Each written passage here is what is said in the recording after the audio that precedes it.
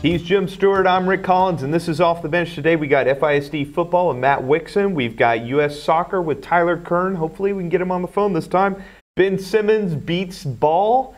We've got a preview of Thursday night football, which actually we got a pretty decent matchup tonight. And we've got Cowboys making headlines again during the week. Yes. Not the way they want to be making headlines. So Elliott has abandoned his appeal to suspend the last 2 games of his suspension, or to get rid of the last 2 games of his suspension, which means now he will be back for the Christmas Eve games. I think this is a smart idea on his part. He's not going to win. It's just going to rub his name through the dirt even more. Yeah. What do you think? No, I think he needed to do this at the beginning of the year. I know he's trying to protect his name and everything else, but honestly,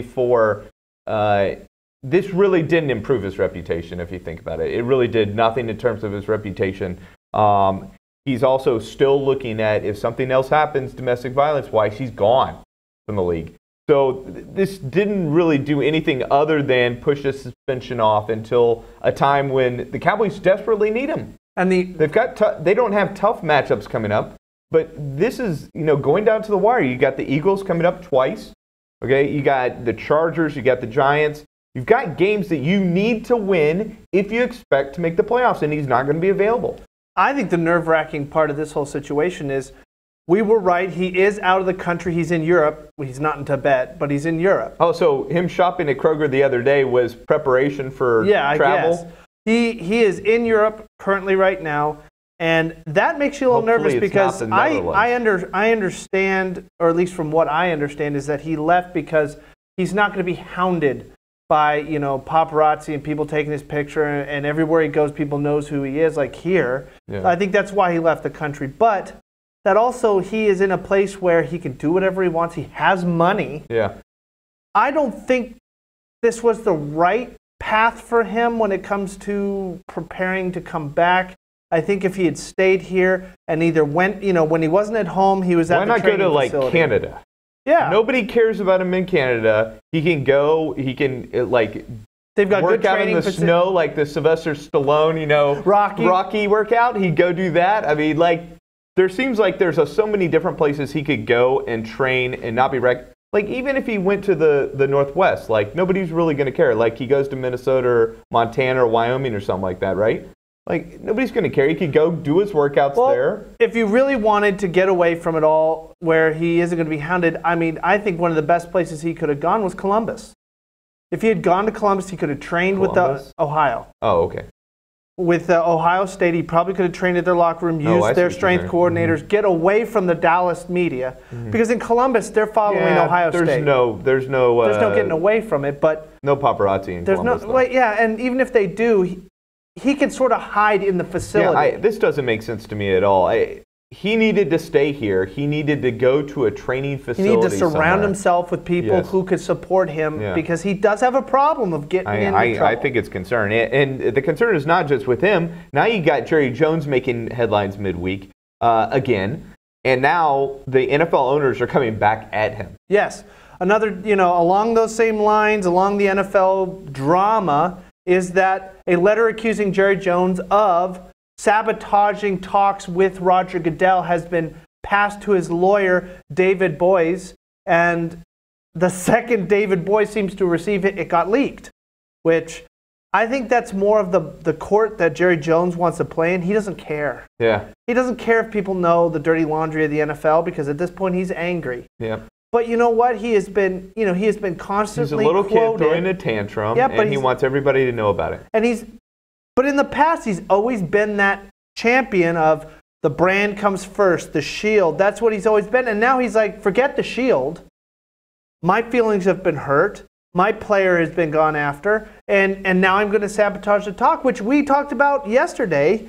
The interesting part was he was part of that unanimous vote of all the owners to give the committee unilateral powers to be able to negotiate Roger Goodell's contract. And not only that, but it felt like all the owners were in favor of Goodell getting an extension. I think there's probably several owners who have an issue with what they've actually come up as a renegotiation. But like we talked about before, and like you said before, the NFL is making a ton of money right now. And really, the percentage of the pie that Roger Goodell would be getting is not much. No. And there are some stipulations like being able to use the plane until the day that he dies that to me seems a little bit extravagant. But really, it's not that huge of a deal. It's not that huge of a deal when you talk about the owners. But when you talk about looking at it from a fan perspective, it seems absolutely ridiculous. Yes. But that is the way CEOs are nowadays. CEOs of major corporations make tons of money. They get paid tons of money to go away.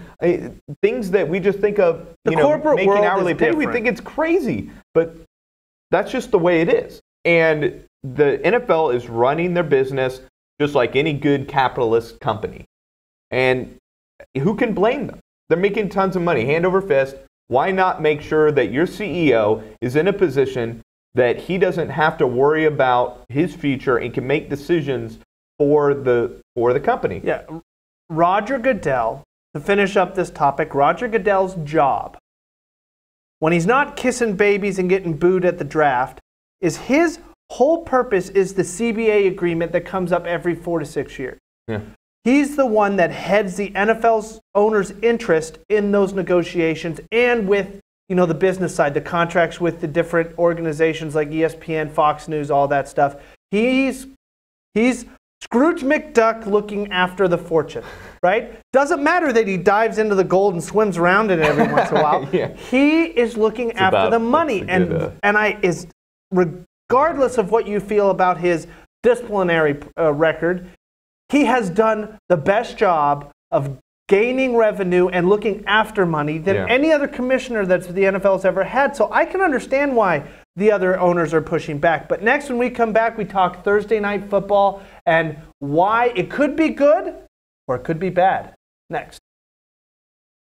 We're so excited to invite you to our Stacy Furniture Anniversary Sale. Save today on Stacy's outstanding selection, up to 50% off select items throughout the store. Now's the time to buy that new bedroom, living room, or dining room suit. You can't beat these prices anywhere. Name brands like Bernhard, Hooker, Universal, and Sherrill, all on sale today. It's Stacy's Anniversary Sale, only happens once a year. Shop Stacy's today or visit us online at stacyfurniture.com. Remember, when you're shopping at Stacy's, you're shopping with family. I think we've got a really good matchup tonight with Thursday Night Football. I think the Titans and Steelers, two teams right now that are leading their respective divisions in the AFC. But this is the first Thursday night matchup that I can remember since that Patriots game early on that I was really excited about. And one of the pieces to that is not how dominant either of these teams are, but they have a lot of questions, but they seem to both be answering them the last 4 weeks. Tennessee, 4 in a row. Pittsburgh, 4 in a row. Now, they're not playing the toughest competition. Both of them have played the Browns and the Colts. Okay, yeah. We're both bad teams this year.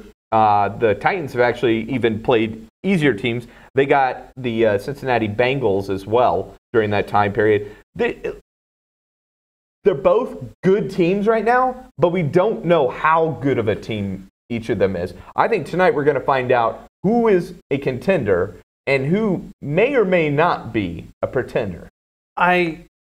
Good little pun there. I mean, that was. I look at it this way: the Steelers the Titans are finally getting their test. They've played the Colts, the Browns, the Bengals, all these really sorry teams, and they've looked great. Right. Murray scored 2 touchdowns last week on the ground. Their run game looks really powerful. Mariota's looking really good, but again, they're playing against pretenders. Yeah.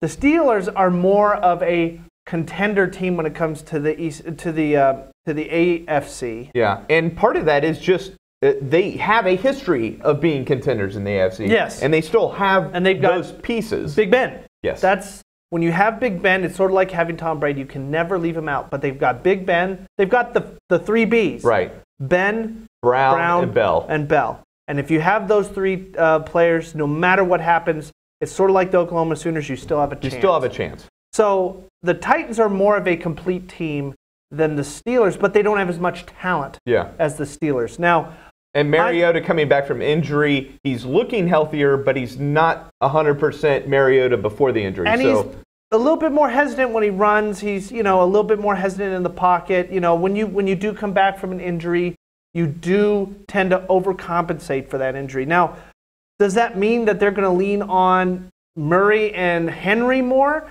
I'm more interested to know, is Murray going to be the dominant back this year, or is it going to be a running back by committee? I think because they've been rotating between the Murray gets most of the carries, and then they have one where Henry and Murray get sort of split carries. So they need to get into more of a solid identity when it comes to the run game, because this team's only going to go as far as that run game, because Mariota is not. He is a franchise quarterback in the sense that, you know, he's a really good quarterback, but he's not going to be able to hold the entire fate of the franchise on his shoulders and move the ball down the field by himself. So they've got to get, before the playoffs come along, they've got to get an identity of, we're week in and week out, this is what our run game is. Are we a one-feature back with a change of pace back, or are we a running back by committee? I think they're a running back by committee. I don't think that's bad. Both of these running backs need. Well, then you need to tell them that. They're not running backs that are going to be Le'Veon Bell, who can run it 30 or 40 times a game. They're both running backs who 15 to 20 times a game, if you can run, you know, look, if they run the ball 30 to 40 times against the Steelers, they're a successful team. Yes. And I think they win this game. If they get to a point where they're only at 20 to 30 times of running the ball, they're in trouble, because that means Mariota is having to throw a lot. That means they're behind. They cannot play from behind in this game. They need to play from in front. They need to challenge Ben Roethlisberger to make big plays. Problem is that Tennessee their cornerbacks, their defensive backs, have not played great this year. Their rush defense has been awesome. They've been number 2 in the NFL in rush defense, but in pass defense, they have not been good. So there's concerns about Ben Roethlisberger making big plays down the field, and he's got the weapons to do it. Schuster Smith and Antonio Brown are huge weapons down the field. If he makes those plays down the field, if Roethlisberger makes those plays down the field, this is going to be a long night for the Tennessee Titans. Yeah, because also if that running game for the Titans don't get going, the Steelers' defense is a mirror image of the Titans' defense. The Titans' defense are number 2 rush against the rush. The Steelers are number 2 against the pass. So if they have to lean on Mariota, that is going to be a tough road to get up, because he has to pass down the field, because they are a down the field throwing team. They have to get those down the field plays against the number 2 pass defense in the league. I think this is going to end up being possibly more of a Steelers-Ravens-esque game for the pass. It's going to be very physical. It's a very traditional football, physical matchup, a very AFC North matchup. Yes. It is. And I think... And we missed those games. I think that's great. I think it's great for this time of year. Later in the season, when these teams are, you know, hey, one play can make the difference. It's not these early blowout games where one team's terrible and one team's good, and you see the huge difference between the teams because defenses aren't ready to make plays. This is the time we're going to see, you know, the Pittsburgh Steelers defense, the classic Pittsburgh Steelers defense, and the Tennessee Titans defense that's really stepped up this year. Even though the past defense hasn't been that great, overall they've been really good and not giving up that many points. So I think we're going to see a really good defensive matchup. It's going to be which quarterback makes plays. That's going to be the difference tonight. And the Titans need that run game to get Mariota open lanes down the field. I think that this will be worth watching if we get that old school, they beat each other up to the point where next week they're useless. That's the old school and AFC North games that we were used to. Now coming up a little bit, there's a change happening to the Thursday Night Football setup. Yes. Ever since the fog game that the New England Patriots had, the standard camera angles were not used, so they did the Skycam. Now, we have both talked about that the Thursday Night Football needed a change. They needed to change things up, whether it means getting rid of the game altogether or changing the aspect or maybe even the broadcast angles of the game. Now, if that is the case, this might be able to help. But it has been unsuccessful in the college ranks, so I hope they've learned from those mistakes, those possible mishaps when it comes to angles. It is very hard to be able to cover the entire field when it comes to being from behind center with those sky cams, because what happens sky cam, because the camera operators have got to be able to move right or left, where at the normal angle they just move left or right or zoom in and out. Right. It's different. So with that said, when we come back, we've got Tyler Kern talking U.S. soccer. We had a women's game and a men's game this week. Men going with the youth and women building upon what they've been doing. They're just you mean which is winning? Their friendly schedule, and they're going to be starting their World Cup qualifiers next year. So after this last friendly against Canada, where does that leave the U.S. women's national soccer team? So we will get Tyler Kern next after this 1-minute break. They'll test you. Try to break your will. But however loud the loudness gets, however many cheese puffs may fly, you're the driver, the one in control. Stand firm. Just wait. And move only when you hear the click that says they're buckled in for the drive. Never give up till they buckle up. Maybe you can make retirement happen. After all, you made her college years happen. Opening that education savings account when she was little. Spearheading a campus tour. And another, and another, and another, and another. Bam! Deciphering financial aid. She was like, what? But now she's like, you aced planning for college. Now get the tips you need to get on track at aceyourretirement.org. And we're back. We've got Tyler Kern on the phone. We're going to talk about the U.S. men's and women's national teams. First off, Tyler, with the men, they drew 1-1 with Portugal with a bunch of youngsters on the field. I know you wrote about some of these players and what you thought you might see coming up in this game. What did you see that you predicted, and what did you see that kind of went against what you thought you might see in this game? Yeah, sure. So, first of all, you saw 3 teenagers get their debut senior to the U.S. men's national team.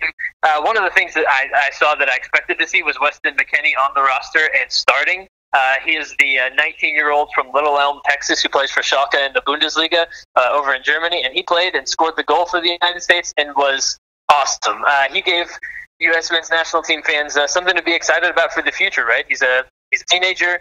He's playing in an environment that is really suiting him over there in Germany, and so it was really exciting to see him play, along with the other teenagers. Tyler Adams out on the wing. It was good to see him from New York Red Bulls, and also Cameron Carter-Vickers from Tottenham, who came in later on in the game at center back. So seeing those guys was awesome, as well as a bunch of other young players play in that game and go toe-to-toe with the third-ranked team in the world, even though they were without Cristiano Ronaldo. The thing that I saw that I was disappointed about, I would say, was the performance of goalkeeper Ethan Horvath. He was supposed to be maybe one of the guys that could compete for the starting goalkeeper job moving forward, but he just lost his job. His starting job at Club Brugge in Belgium, and then did not have a good game against Portugal. Gave up a really, really easy goal that needs to be saved 100 times out of 100. And then also had some poor distribution out of the back. He gave away a pass at one point that led to a chance for Portugal. So disappointed to see Horvath's performance for sure. Well, the team, since we are out of the World Cup, now have more than enough time to figure out what they're doing. And I think you're right. I think they're going the right path, throwing these youngsters out there, because they'll have 5 years to figure out this squad before the next World Cup. Do you think they will be using the next Olympics as maybe a testing point to be able to sort of start solidifying that roster? Or do you think they're going to start going back to their old ways, which is veterans, a couple youth? Or do you think they've really embraced this youth movement? Yeah, well, so first of all, I think you're absolutely right. I think they're totally going to embrace the youth movement and kind of move past some of the veterans, because they realize, look, these guys were good enough to help us this time around, and we didn't utilize them. It's time to take a look towards the future and the 2022 World Cup, which feels like it's forever away. It's 5 years from now. I think they're definitely going to go in a more youthful direction from here on out, and that's going to be really, really important, is getting these guys reps together, because that's one of the challenges of playing with the national team, right? Is that it's guys from all over the world that play in different styles and different systems, and you bring them in and trying to get them to play one cohesive style. Play as a cohesive team, despite the fact that you play together, maybe at most 15 days a year, something like that. So it's really important to try to build that cohesiveness over the next 5 years. As far as the Olympics are concerned, That is a under 23 tournament already. So what I'm excited about is seeing guys that could potentially be full national team members, guys like Weston McKennie and that sort of thing, trying to qualify for the Olympics and playing, even though they are full-time members of the U.S. men's national team, being used in an Olympic tournament to continue to build that cohesion that we just talked about. Tyler, real quick, so they can play a couple of players over 23, if I understand it correctly. Who would those players That's be correct. that you would take and put on that Olympic team? Yeah, we saw a couple of veterans get worked in the other night, like an Alejandro Bedoya. I would like to continue to see Jeff Cameron be used as a member of the U.S. men's national team, potentially in an Olympic tournament, just because of the veteran leadership and the presence that he brings and the ability to play multiple positions. I think that's very key. Alejandro Bedoya is a guy that most people view as a really solid leader type player. And then I would probably bring in a goalkeeper, a guy like Brad Guzan. The goalkeeping crop is just largely unproven after Tim Howard and Brad Guzan. And Guzan's still young enough to be around and to be kind of that veteran presence and leadership. I think it's time to move beyond Tim Howard, whose prime, I think, was hit about 4 years ago. So a guy like Guzan, a guy like Cameron, and a guy like Bedoya would be great. Okay, we need to quickly move on to U.S. women. They won their last friendly. They've got World Cup qualifying coming up next year. What do you see for this women's team? I think in a similar... Other than, winning. They are winning. Now, they did lose to Canada, but they're playing a lot of youth as well. What do you think about their chances for the upcoming World Cup?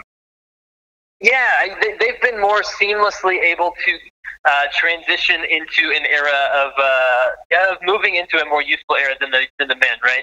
They had a disappointing performance in their last major tournament, but they've been able to hand the reins over to some players like Mallory Pugh, who's a star in the making for the next generation.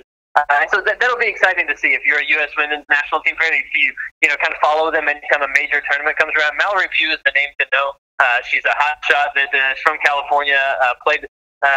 She's pro now, but forewent the opportunity to play in college. So keep an eye out for that, and for a lot of other exciting young players like Crystal Dunn. Kristen Press is a little older, but she's really solid up top. Look for her to partner maybe with Alex Morgan. And they'll be an exciting, young, fast team to watch. And the last point I'm trying to make is, do you think that, before we go to break and come back with Matt Wixon, do you think the men's national team needs to learn a little bit more from their, counterpart in the women's national team? Because it seems like, the Abby Wambach, Hope Solo eras ended right when the Lloyd and a lot of these... And Morgan and these eras started to come up. And it seems like because they embraced maybe having that 50-50 mix of youth and veterans, so that when those veterans left, these young stars had enough time to play with each other that they could step in seamlessly and their games could be right at that point where they go to that next level. Yeah, no doubt. I think the U.S. men's national team did a poor job of integrating youth. That started back in 2014. Immediately following the World Cup with Jurgen Klinsmann, and then it continued with Bruce Arena. So, yeah, I think you're absolutely right. I think that the men's game presents different challenges than the women's game for sure. There's intricacies there. But, yeah, absolutely. The men did a very poor job of turning the page from guys like Jermaine Jones. I think they're going to struggle to replace Michael Bradley for a long time. They have not done a good job of that traditionally, and I think that's part of why they are going to be on the outside looking into the World Cup next summer. All right, thanks so much, Tyler Kern, for calling in and talking U.S. men's and women's national soccer teams. Tyler, until next time. Yep, thanks, guys. Appreciate it. Yep, and next we've got Matt Wixon talking FISD. We've got playoffs coming up. We've got two teams into the 5A Division 1 and 5A Division 2. Really exciting, great matchups, and he has some predictions for us next. We're so excited to invite you to our Stacy Furniture Anniversary Sale. Save today on Stacy's outstanding selection, up to 50% off select items throughout the store. Now's the time to buy that new bedroom, living room, or dining room suit. You can't beat these prices anywhere. Name brands like Bernhard, Hooker, Universal, and Sherrill, all on sale today. It's Stacy's Anniversary Sale, only happens once a year. Shop Stacy's today or visit us online at stacyfurniture.com. Remember, when you're shopping at Stacy's, you're shopping with family. And we got Matt Wixon in studio talking FISD football. We're going to talk about playoffs today. Yep. And it's a big weekend for FISD teams. We've got 2 teams in Division 1, 2 teams in Division 2, both in Region 2.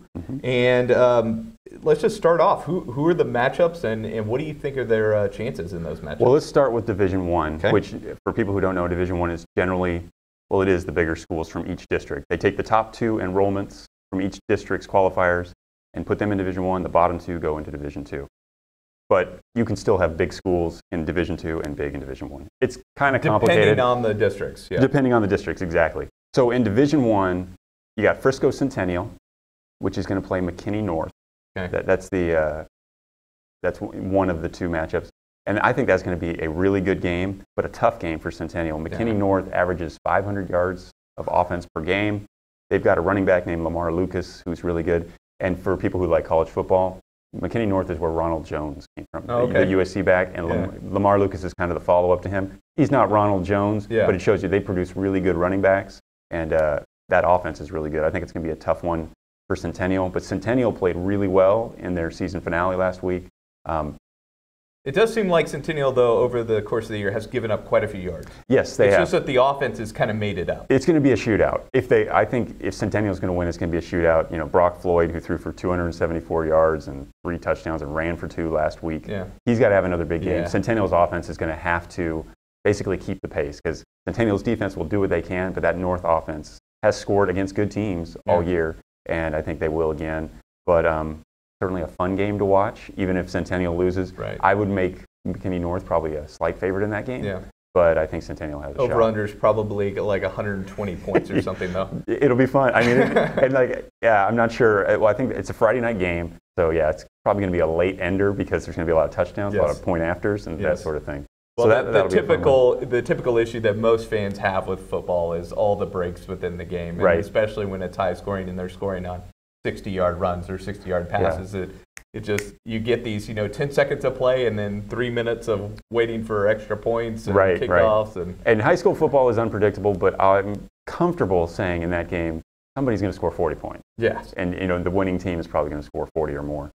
So that one's Friday. The day before, actually, this is the Division I bracket, you got Frisco, Wakeland, and Prosper. And man, it's, for these Frisco schools, sometimes, you get lucky with your draw, and you get a real kind of a weakling that slid in there. No, they're not getting that. Prosper is a good team. Prosper's 8-2. Frisco Wakeland is 7-3. The thing with Prosper, Frisco Lone Star is the best defensive team scoring in 5A in the Dallas area. 13.4 points a game. Second is Prosper, 13.6. So you're going to have to take advantage of your opportunities. They're not going to give you a lot. Take Wakeland's had a few games where they have struggled offensively getting things going. So, I mean, that would be a concern. Now, they seemed like they really put it together this last week, over 60 points. Shows that they can put points on the board. So, I guess, got to hope they've got to really get the, ball moving on offensively. And the run game is going to be really important when you're going up against a team that's not giving up very many points. You got to control the clock. Yeah, they're going to need to be balanced, and like you mentioned, the great performance they had last week. Dylan Cadwallader, the quarterback for Wakeland, threw for 238 yards and 6 touchdowns last week. I don't know if he needs to throw 6 touchdowns to win this game. A couple of touchdowns. Yeah, it would be nice, and stay away from mistakes. Yeah. But I think Wakeland, they really can throw the ball. They have a great passing offense, and they have for years. That's something they kind of take pride in. Yeah.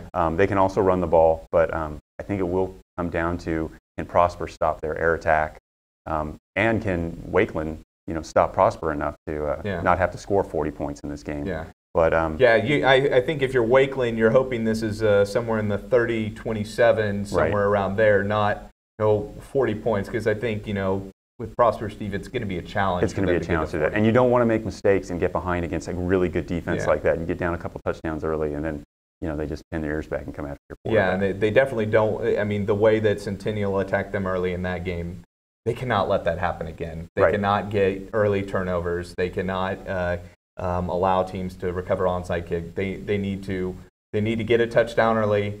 And they need to control the ball and not give the ball up. I think a turnovers really could be the difference in this game. Yeah, a lot of times when these teams, are pretty evenly matched, it comes down to one of those key turnovers. And if you have an offense that can control the clock a little bit, that's so important because, keeps your defense fresh, but also eliminates some of the variables. If you have to throw the ball, 40 or 50 times a game, bad things happen. Yes. Good things happen, but bad things happen. Bad things always will happen Yeah. when you have to throw it 40 or 50 times in a game. Right. Let's look at the Division II football playoff bracket. Well, we got to start with Frisco Lone Star, I think. Frisco Lone Star was the district champ. They are number 2 in our Dallas Morning News area rankings. I think they are a legitimate threat to win the Division II, 5A Division II, and or at least to make a very deep run, because you got to win 6 games to win state, and that's tough, but I think they're going to be in every game, if not the favorite. This one, they start out with the Colony, and Lone Star is 9-1, the Colony is 7-3. Lone Star is definitely the favorite, but the Colony is a good program that is in the playoffs most years. Yeah. They're solid. And so I don't know if that says more about their competition. Right, although they play in a decent district. It's up and down, but I think they play enough competition that they are in position that if Lone Star makes some mistakes, this is a team that can beat you. Yeah. They're not a chump. Yeah. And I'm not going to name things, but there are some teams in this.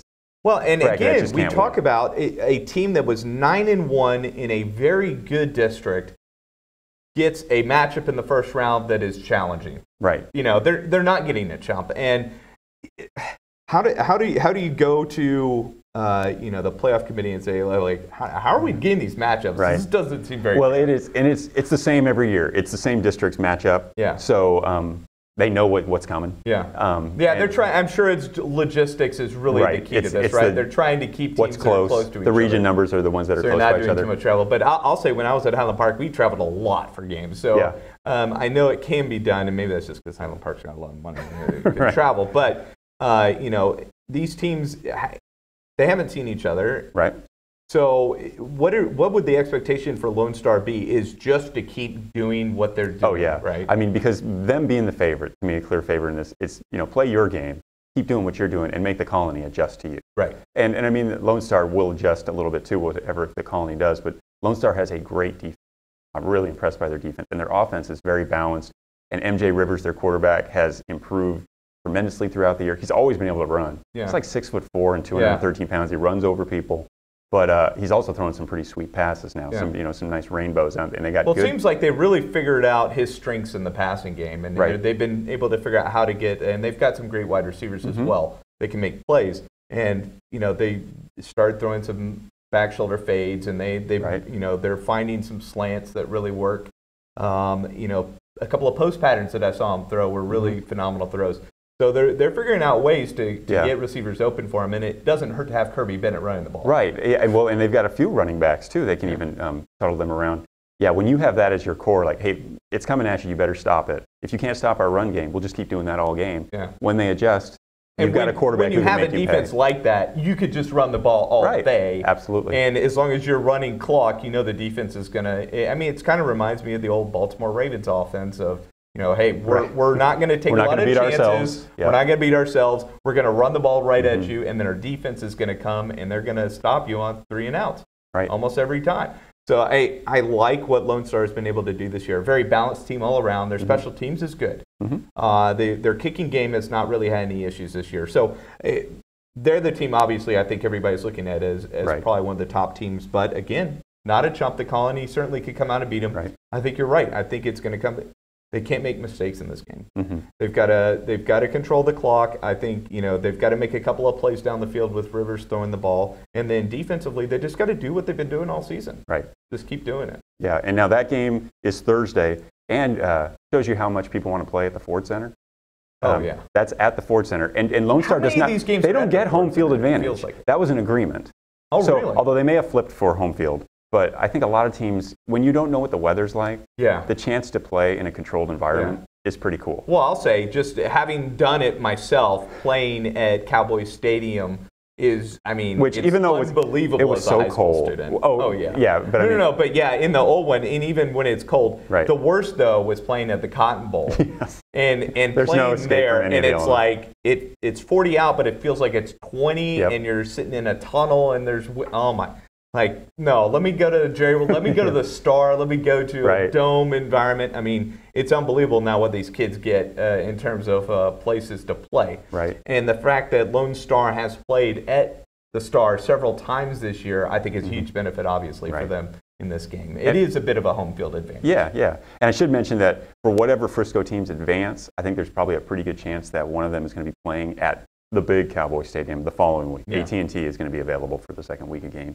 The other game in Division II involving Frisco School is Frisco Reedy and Lake Dallas. And I think that's another really good game. I mean, Reedy is 9-1. We can't, we do belabor the point. The second year varsity program that went 9-1. That's awesome that they're in. I think they have a really good chance to win this game. Lake Dallas, though, I think is better than 6-4. 2 years ago, Lake Dallas was a much harder. They're in a tough district. Yeah, they're probably have more depth in their district. Lake Dallas was a state semifinalist 2 years ago. Not as talented as that team, but they certainly have a winning pedigree. Have a really good coach, Mike Young, who, in fact, Mike Young was Jeff Rayburn's coach. Really? Frisco Lone Star coach, yes. And they're friends. I did a story about them last year or a couple years ago because they met in the state semifinals a couple years ago, Lone Star and Lake Dallas. So I would not take Lake Dallas lightly. And Reedy won't. It's their first playoff game ever. They are crossing all the T's and dotting all the I's and making sure they are ready to go. A win here is a cherry on top for their season. Absolutely, and I think they can do it, and they may even have a chance the following week because they've just been playing really solidly. They do not look like this young program that they are. Their defense does a good job, and their offense, Josh Foskey, I think their quarterback is really solid. They lost by quite a bit to Lone Star a couple weeks ago in the district championship game. But I thought you could definitely see a fall off after that game, but they didn't. But yeah, and Foskey, as much as they did lose by a lot, he got rushed like in no other game that year. And early on, you could see him kind of, trying to adjust to the pressure, and he did. Yeah. They weren't able to win that game, but he did a good job, with guys in his face. And I think that is so important now as they get out and they play these other competitions because they're going to come after him.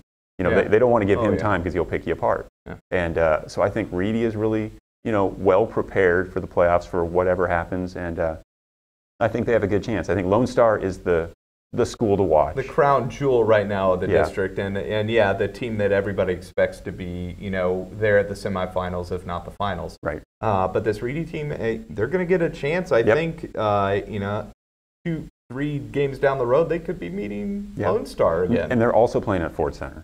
Just on Friday. So not bad. You get to play where you're very comfortable. Home field advantage for Division II teams. Yeah.